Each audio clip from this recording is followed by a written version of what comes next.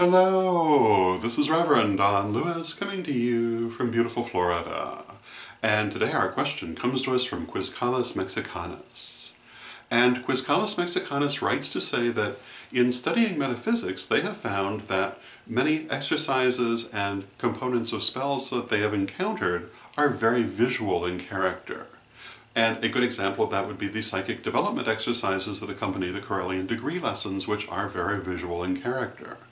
The problem with this, of course, is that Quizcalis Mexicanus is blind, and therefore this represents a challenge to them. And they would like my opinion of how best to deal with this and how they can apply these exercises without being able to use a visual component. And of course this is the same question that we get from people who simply aren't good at visualization.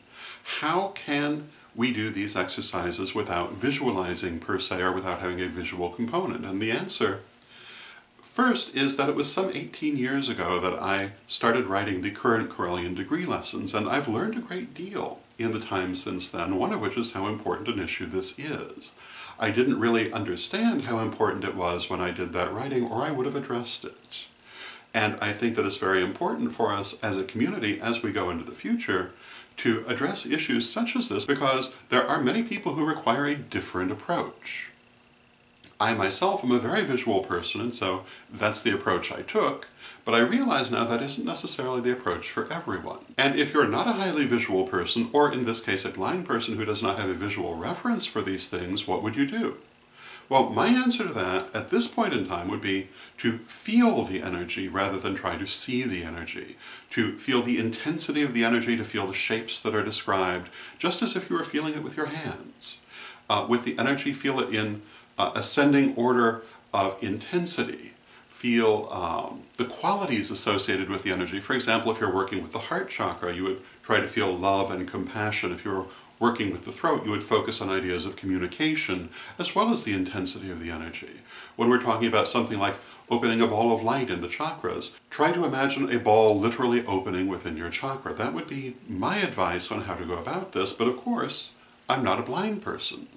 And the person who's most qualified to find the best answer for this is Quizcalis Mexicanus themselves. And I would strongly encourage them to work with this, to perhaps take the approach I'm suggesting, or look for other approaches, and write about what you find, because there are many people who do find this visual component to be a challenge.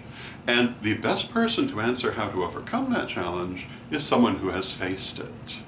And I like to talk about the fact that metaphysics is something that is still growing and still expanding. It's not some perfect fly in amber from our past that we're trying to rediscover, but rather something that we are building here and now.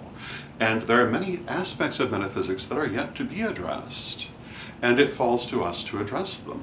And this is one that I think needs much more work than it has had in the past, and I would love to see more work done with it. And I don't doubt that in the fullness of time I myself may deal with it to some extent, but again, the person who's best qualified to deal with it is the person who's actually faced this challenge and found ways to compensate. So again, I would encourage Quizcalis Mexicanus to not only keep working with this, using what I've suggested and other things they may find, but also to talk about it and share it with other people. And the solutions that they find may be of help to many people. So those would be my thoughts on the matter. I hope you find them interesting, and until next time, may you blessed be.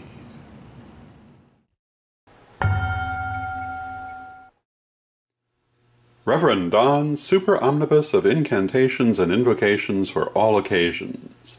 Marianne Kay and I created this massive compendium of magic and artwork for you to use in any way that you would like. There are literally hundreds of spells and hundreds of illustrations, which can be mixed and matched and used in many different ways. Check it out now at witchghoulstore.com.